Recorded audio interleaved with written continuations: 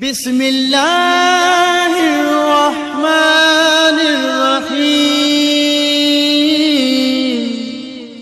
अऊज़ु बिल्लाहि मिनश्शैतानिर्रजीम। बिस्मिल्लाहिर्रहमानिर्रहीम। अल्हम्दु लिअहलिही वस्सलातु वस्सलामु अला अहलिहा। अम्मा बअदु।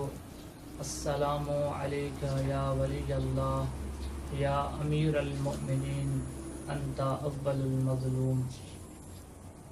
मोमिनीन किराम, अमीरुल मोमिनीन अली इब्न अबी तालिब अलैहिस्सलाम जी शहादत जा ॾींहं आहिनि।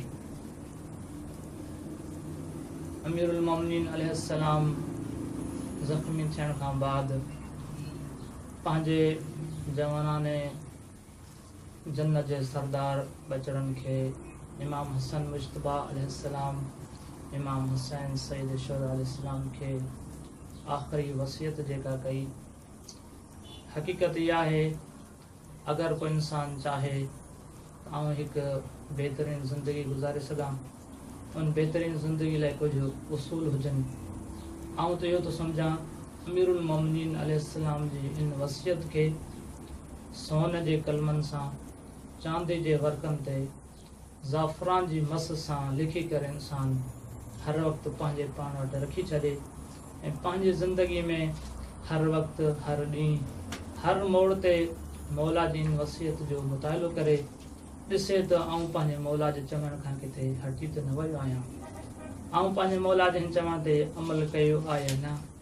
आउं पंहिंजे पाण खे मुहिबत सॾायां थो, पंहिंजे पाण खे अमीरुल मोमिनीन अलैहिस्सलाम जो शीयो थो सॾायां थो, लेकिन छा अमीरुल मोमिनीन अलैहिस्सलाम जेका शइ मूंखां घुरनि था आउं उन ते अमल कयां थो या न। अमीरुल मोमिनीन अलैहिस्सलाम जी वसियत अहादीस ऐं तारीख़ जी काफ़ी सारी किताबनि में मिले थी। नहजुल बलागा जेके अमीरुल मोमिनीन अलैहिस्सलाम जी कलाम जो मजमूओ किताब आहे, उन में ही वसियत नामो मौला जो मौजूदु आहे, जेको कोशिशि कयूं था तव्हांजी ख़िदमत में पेश कयूं। सभ खां पहिरियां असां पंहिंजे लाइ, बाद में मौला जे चाहण वारनि जे लाइ। हिन जे तर्जुमे ते इक्तफ़ा कंदासीं ऐं तर्जुमो बि आसान बयानु करण जी कोशिशि कंदासीं ताकी हर ॻाल्हि मौला जी सम्झ अची वञे। मौला जन फरमाइनि था, ऊसीकुमा बितक़्वल्लाहि, ए हसन बचड़ा, ए हुसैन बचड़ा अलैहिस्सलाम, आऊं तव्हांखे वसियत थो कयां अल्लाह जी तक़वा अख़्तियार कयो। अगरि दुनिया तव्हांजी तरफ़ हली छो न अचे, पर दुनिया सां दिलि न लॻाइजो ऐं दुनिया जी कंहिं बि शइ, का बि शइ तव्हां खां खसिजी वञे, ख़तमु थी वञे, उन ते अफ़सोस न कजो ऐं हमेशह हक़ चवंदा रहो ऐं अल्लाह खां अजुर वठण जे लाइ अमल कंदा रहो ऐं हमेशह ज़ालिम जा दुश्मन थी रहो ऐं हमेशह मज़लूम जा हामी ऐं मददगार थी रहो। इतां अॻिते मौला अमीर अलैहिस्सलाम जन फरमाता, आउं वसियत थो कयां तव्हां ॿिन्ही खे ऐं पंहिंजे तमामु बचड़नि खे, पंहिंजे तमामु अहल अयाल खे ऐं जंहिं जंहिं शख़्स ताईं मुंहिंजो हीउ पैगाम पहुचे, मुंहिंजो मुहिब हुजे, मुंहिंजो शीयो हुजे, मुंहिंजी मञण वारो हुजे, सभिनी खे पैगाम थो ॾियां अल्लाह जी तक़वा अख़्तियार कयो, पंहिंजे सभिनी उमूर खे मुनज़्ज़म रखो ऐं हिक ॿिए जे दरमियान में सुठा तालुकात पैदा कयो।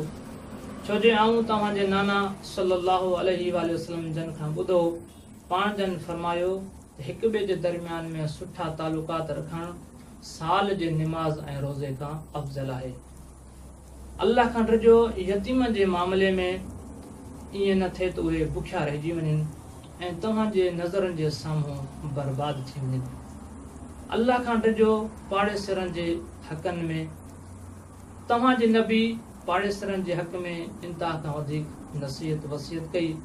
एतिरी नसीहत ऐं वसियत कंदा हुया जो असांखे हिकु ॾींहुं गुमान थियणु लॻो त असां खां बाद रसूल ख़ुदा इन्हनि खे असांजो वारिस बणाइण वारा आहिनि। अल्लाह खां डिॼो क़ुरान जे बारे में ईअं न थिए त ॿिया माण्हू तव्हां खां क़ुरान ते अमल करण में पहिरियां निकिरी वञनि। अल्लाह खां डिॼो निमाज़ जे बारे में, निमाज़ जेकी तव्हांजे दीन जी अहम सुतून ऐं थंभ आहे। अल्लाह खां ॾिजो, अल्लाह जे घर बैतुल्लाह जे बारे में जेतिरे ताईं अव्हां ज़िंदा आहियो त उनखे ख़ाली न छॾिजो। अगरि उनखे ख़ाली छॾियो त पोइ तव्हां ते करामत ऐं रहमत जी नज़र न कई वेंदी। अल्लाह खां ॾिजो, पंहिंजे माल जे ज़रिए, पंहिंजे जान जे ज़रिए, पंहिंजे ज़बान जे ज़रिए अल्लाह जी राह में जिहाद कयो। तव्हां ते लाज़िम आहे त हिक ॿिए सां तालुकात रखो ऐं हिक ॿिए जी मदद कयो। ख़बरदार, हिक ॿिए खां मुंहुं न फेरियो ऐं हिक ॿिए सां ताउन खे ख़तम न कयो।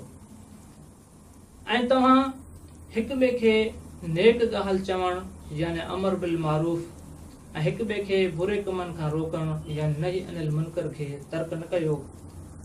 जॾहिं तव्हां इहो कयो त तव्हां ते अहिड़ा शरीर माण्हू, ज़ालिम माण्हू मुसलत थी वेंदा।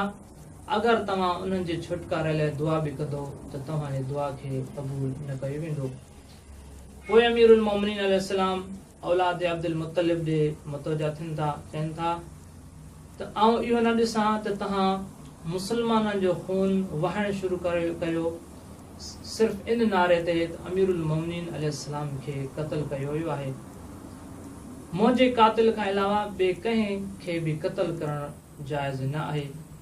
तव्हां ॾिसो, अगरि आउं इन ज़रब सां हिन दुनिया खां हलियो वञा त पोइ हिकु ज़रब जो बदिलो हिकु ज़रब आहे, यानी मुंहिंजे दुश्मन खे हिकु ज़रब जो वार कयो वञे।